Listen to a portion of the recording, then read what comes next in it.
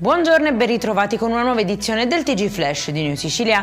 In apertura 7 indagati, un deputato regionale coinvolto e accuse che spaziano dalla corruzione al falso ideologico. E questo è il quadro dell'operazione Corte dei Miracoli, l'inchiesta della procura di Caltanissetta sulle presunte irregolarità nella gestione del CEF. Passa al centro delle indagini incarichi, consulenze e appalti che secondo l'ipotesi accusatoria sarebbero stati pilotati per favorire persone vicine ad ambienti politici.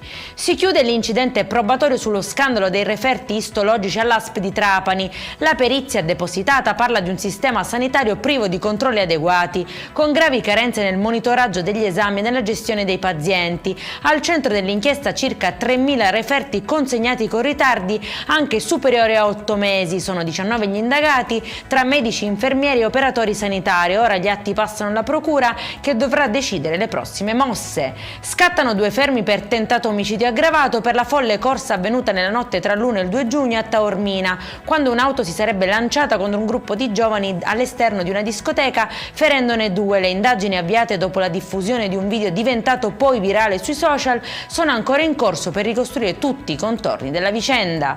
Oltre 100 auto abbandonate, roghi tossici e 3 ettari trasformati in una discarica abusiva. E questo quanto scoperto dai carabinieri a Termini Imerese durante un blitz che ha portato al sequestro dell'area e alla denuncia di un 61enne. Gli investigatori hanno trovato 115 veicoli fantasma e tracce di combustioni illecite utilizzate per smaltire rifiuti in modo illegale.